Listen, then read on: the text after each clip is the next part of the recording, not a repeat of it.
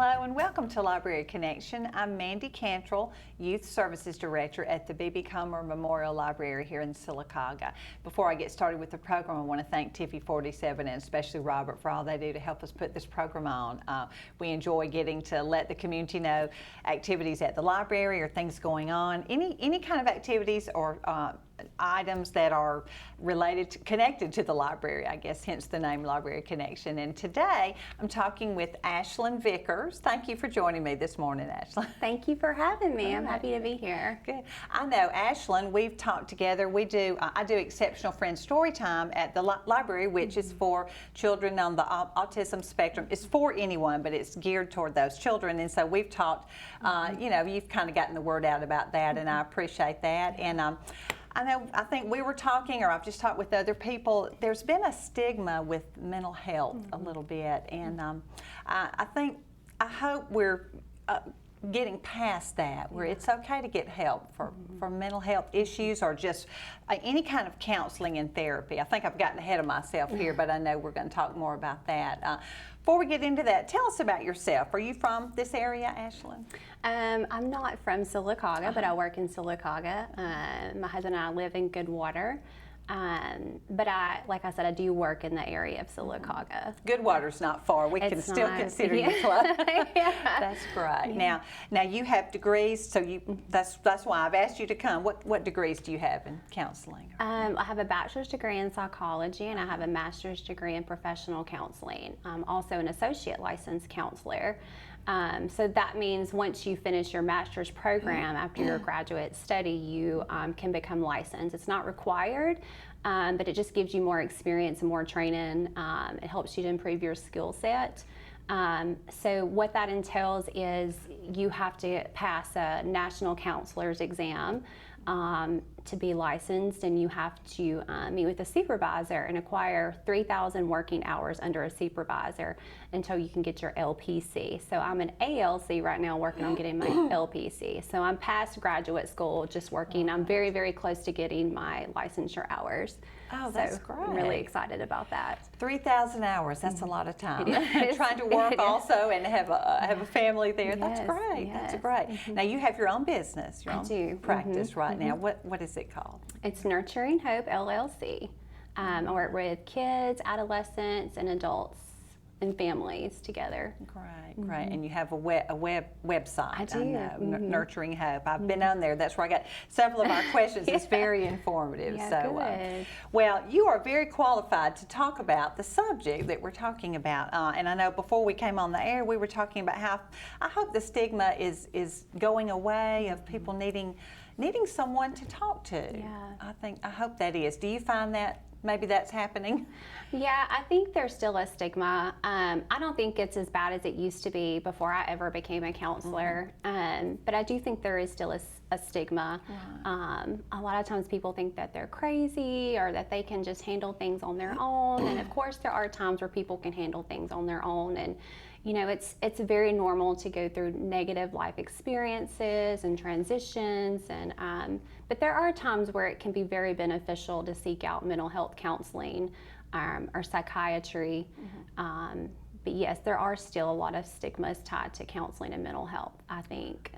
Well, I'll tell you, looking online just for some different things for us to discuss, there are a lot of misconceptions about counseling and therapy, that you're crazy, that you're crazy, that's why you have to go. You're forced to go. I mean, I guess sometimes people are required to go for whatever reasons, but you have a mental illness. Everyone that comes to you doesn't have an illness, do they? No. They just need someone to talk to. It's just like physical health. You know, I tell clients, you know, you've got to make sure your physical health is good and that you're able to get around and be mobile and do things like that, or whatever may be happening with someone with a physical ailment. The same applies to mental health. We just can't see mental health like we can physical health, and sometimes the symptoms and the behaviors are not quite as noticeable to others, and then sometimes I think people just kind of push it away and don't want to deal with it because we're all so busy and we have things that we want to get done. Right. So And it does take a little bit of time. It does. Yeah. Well, I have to tell you, I have a daughter that lives in Brazil. She works with a Christian college ministry on a college campus there. moving to a different country that speaks a whole different language was quite a transition. She graduated college, and in a few months she went. So her first real big girl job in a new country with new people. She told me one time, she said the people she worked with, they have access to a counselor, a therapist to talk to. And she said it is just wonderful. I did call her and ask her, could I tell that? And I don't know that she's had any problems really, but just transitioning, which I remember transitioning from college life to real world. That's a big enough transition. But she said talking to this lady who has been through similar circumstances was just wonderful to have somebody to talk to. Yeah. It's good to have an objective person, somebody outside of what's going on. And two, you know, like with your daughter, I know she has a great support system with you and probably a lot of her friends, but a lot of people don't have that support system. And I see that so often. And so I think that, you know, going to therapy is even, I don't say even more important, but it's really beneficial for those types of people as well. Just because they don't have that support, and to have an objective viewpoint and somebody that can help them and educate them, you know, not just fix the problem then and fix the symptoms, but really understand what's going on, and trying to educate them in the process of doing that is really cool to be a part of. That's great. And I know, like you said, a lot of these people do have parents and siblings and people in their family and good friends that can talk with them, but it's nice to have someone objective who doesn't have the same feelings for you, because my advice for my daughter might not be what an objective That's person. right. So that's great. Some of the other things I saw, misconceptions about people going to counseling, is you have something wrong with you and you're too weak to handle things on your own. That's not necessarily true. We need each other. We do. And you need lots of money. No, that's not necessarily true either. Or you're on some type of medication, and that's not always. It sometimes is true, but sometimes not. But we do need that medication sometimes. That's just as helpful, I think. It is. It can be, yes. Right. Yes. Well, we're going to pause for a commercial break, and we'll be right back to talk some more with Ashlynn. Hot under the collar because your basement is full of water? Call a local company you can trust. Ox Foundation Solutions. We use the most advanced water management system to stop water from invading your basement for good. Things feeling a little uneven at home? Ox Foundation Solutions will fix your uneven concrete sidewalk, driveway, or basement in no time. Ox Foundation Solutions has the best plan to keep your home safe. If you are experiencing any issues with your sidewalks, basement, crawl space, or foundation, get a free estimate from Ox Foundations. Coosa Valley Medical Center, one of the top 10 hospitals in Alabama, is also Sylacauga's largest employer. Services from the emergency room to surgery to cancer treatment to post-stroke care. You won't believe what's right in your backyard. It's Coosa Valley Medical Center in Sylacauga. So, if you're sick in Alabama, choose one of the top 10 hospitals in Alabama. That is Coosa Valley Medical Center. Marble City Pharmacy in Sylacauga is your destination for the highest quality health care. Our knowledgeable pharmacists are always available for questions about your medications or advice on taking over-the-counter products and supplements. Our friendly staff can assist you in choosing from our full lines of compression hose and medical equipment. And don't forget our gift department. We have a great selection of unique gifts for every occasion. Stop by and see us today. Marble City Pharmacy, here for life.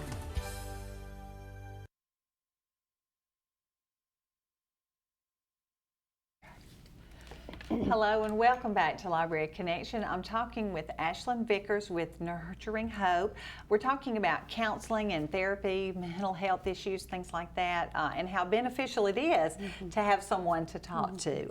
What are some reasons that people would come to see you, Ashlynn?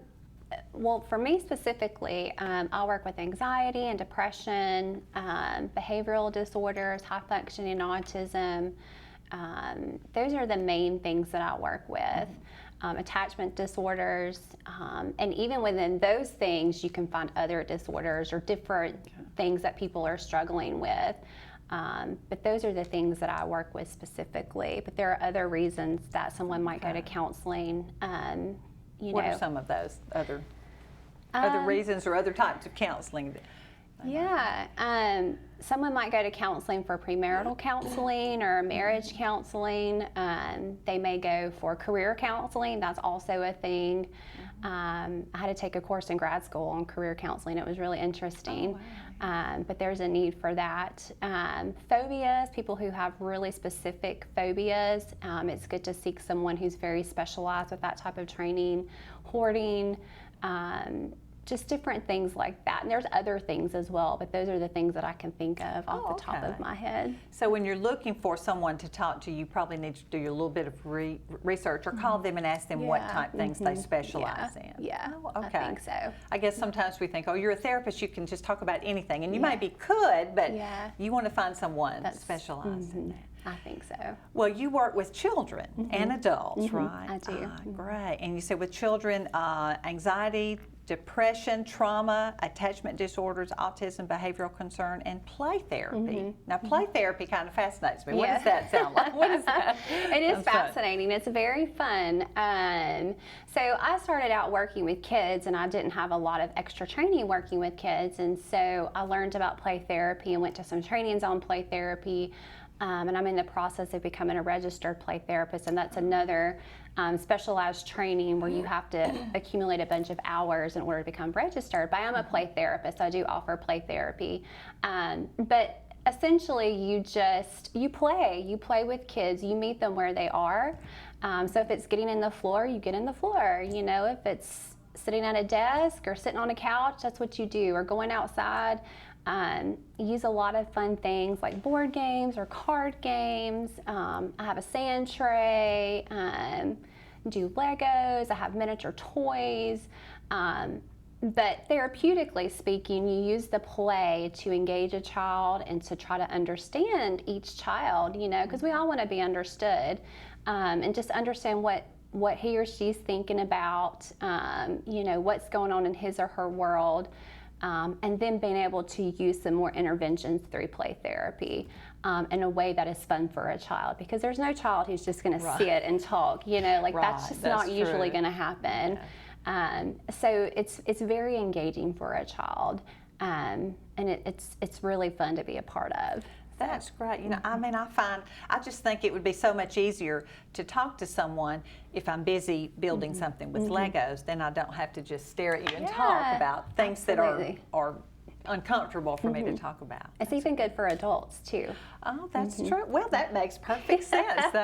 It is. You can do abstract things with adults. And I guess I should say too, a lot of the time when you go into some specialized training or any kind of training, you have to be the client.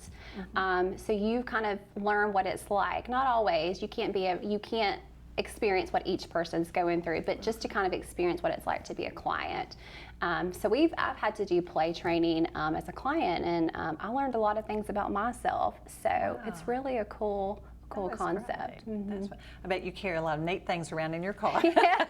Legos and sand and just things that would be relaxing though. That's great. Now you work with children, I know adults. What about families? I know if you're working with children, you must work with their parents also. Yes. A lot of times people ask me, you know, is it just going to be a child therapy or a child-centered therapy process, or, you know, will we as the parents or the guardians be involved? And it does depend, you know, on the circumstance and the child and the situation. But typically, I like to bring the family in for therapy. Like I said earlier, just to have that psychoeducation and present that to the parents and the guardians to let them know, hey, this is what's going on, or this is what, you know, I've noticed. This is how you can help your child. Let's do this together as a team, and kind of form an alliance and deal with it that way. And most parents are really receptive of that and thankful of that. Just because you want to know what's going on and what you can do to help, you know. So I really like having I kind of alternate, depending on, again, on the child and the situation, but alternate family sessions with individual sessions with a child or an adolescent. Right, because if a child needs help, it's you, it's parents, it's siblings, it's grandparents, it's everybody on board. Well, at the library, we have a lot of books. I brought just a few about different topics. Here's one of The Evil Hours, a biography of post-traumatic stress disorder. PTSD, you may deal with some of that. The ADHD Advantage, which you thought was a diagnosis, may be your greatest strength. That seemed like a good one. A Mind of Your Own, the truth about depression and women, especially in depression. And then Max Lucado, Anxious for Nothing, Finding Calm in a Chaotic World. I may check this one out. I think, don't we all just feel just stressed or busy, things going on? But these are good resources. We have many more. These are just a few that I brought. We even have books for children that deal with certain topics. So it's a great. We try to be a great resource. Yes, y'all are. Now you said you had some stats, some statistics. I do. So I wanted like fresh, updated statistics. So I checked NAMI this morning. NAMI is the National Alliance for Mental Illness, and you can just type that into Google and pull it up, and it's a really good resource on mental illness. They have articles, they do research, provide statistics, so it's a really good resource. But this morning I looked it up, and it said that 1 in every 5 adults experiences a mental illness every year. And then 1 in 6 children experience a mental illness every year. And it's the second leading cause of death from ages 10 to 34. Oh my goodness. Or suicide is the second leading cause of death for ages 10 to 34. So I think it's good for us to remember and to go back and think about those things. I mean, I have to do that myself, just to remember the importance of mental illness and advocating for mental health. Those stats are astounding, really. 1 out of 5 and 1 out of 6. But so we all need to be aware of it. With ourselves and with our family. Now, I know one other option you offer is Christian counseling. Tell us about that. What do you? I do offer Christian counseling. I don't push it on anyone, but if someone wants to come for Christian counseling, they can request it, and I'll be more than happy to talk with you about it and see if it's an option for you with what I can provide therapeutically in the realm of Christian counseling. That's great. That's great. We're going to pause for another commercial break, and we'll be right back and talk some more with Ashlynn. Hot under the collar because your basement is full of water? Call a local company you can trust. Ox Foundation Solutions. We use the most advanced water management system to stop water from invading your basement for good. Things feeling a little uneven at home? Ox Foundation Solutions will fix your uneven concrete sidewalk, driveway, or basement in no time. Ox Foundation Solutions has the best plan to keep your home safe. If you are experiencing any issues with your sidewalks, basement, crawl space, or foundation, get a free estimate from Ox Foundations. Coosa Valley Medical Center, one of the top 10 hospitals in Alabama, is also Silicaga's largest employer. Services from the emergency room to surgery to cancer treatment to post-stroke care.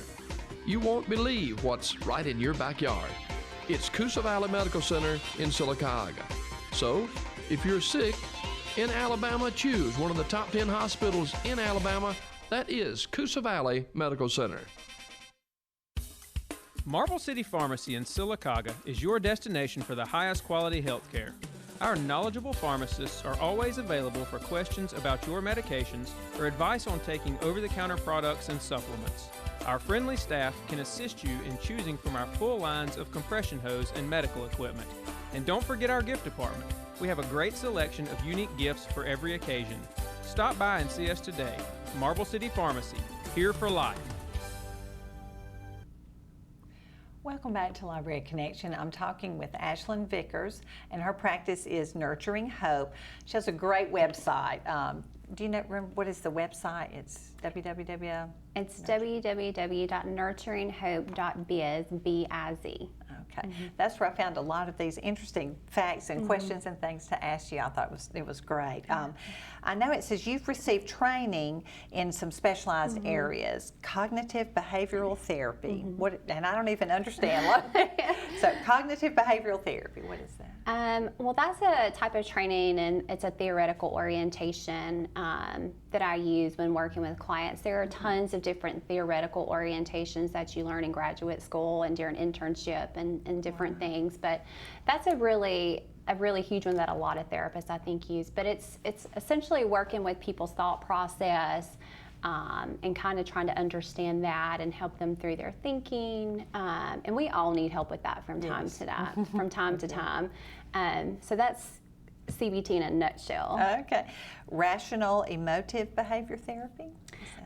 It's kind of similar to cognitive behavioral therapy, but I kind of think of it as going a little bit further than CBT. So you're still working with thoughts, but you're really incorporating emotions, which I think is really important when working with clients. And we talked about play therapy, and the last one I read about was very fascinating. Eye movement desensitization and reprocessing. I'm gonna let you EMDR. Yes. Yeah, that was fascinating. I love that. What is that? Yeah, so EMDR, I just recently did training in EMDR. It's a form of therapy that's very effective when you work with trauma. And I sought out that type of training because I've just seen so much trauma, and I wanted to be able to provide really good quality care to clients. But in a nutshell, that just EMDR is a process, and it's a kind of a quicker therapy for some people, not always, but for some people it's a quicker therapy, and it's less re-traumatizing than doing like CBT or rational emotive behavioral therapy. But studies have proven that EMDR helps to desensitize or, cause feelings to be less intense that were tied to trauma. So that way they're not having as severe symptoms tied to the trauma. That's So it's very effective for PTSD and other forms of anxiety or trauma. Now I have, in my mind, I have an idea of what trauma means, but what are some examples, or what exactly is trauma? So trauma, and I'm glad you asked that question because it's so dear to me, like working with clients with trauma. But trauma can be in many forms. I think a lot of times we think of abuse, and that's a huge cause of trauma for people, is physical abuse or emotional or sexual abuse. But also it could be exposure to domestic violence, being in a really bad car accident. It could stem from all kinds of different things. Like for some kids, moving a lot, that could be traumatic. And this isn't talking about everyone. Not everyone I'm sure suffers it's from different trauma. from person to person. Yeah. Everything affects us differently. Yeah, but those are some of the causes for PTSD or trauma. And some things that you can't help if you're moving a lot, or you've been involved in a wreck or something. Those are things that are completely out of your control that you don't just get over like that. That's right. Probably. Yeah. That's interesting. Yes. Wow. Well, I looked on your website too, the frequently asked questions, because I know a lot of people might think, wow, I think I need to talk to someone, but I don't know where to get started. Or if they were to call you or whoever, a counselor they wanted to see, how long does a therapy session usually last? Because like you said, we think we are so busy and we don't have time for this. Yeah. It's usually 45 to 50 minutes, depending again on the client and the situation, but typically that's what you can expect is 45 to 50 minutes for a therapy session.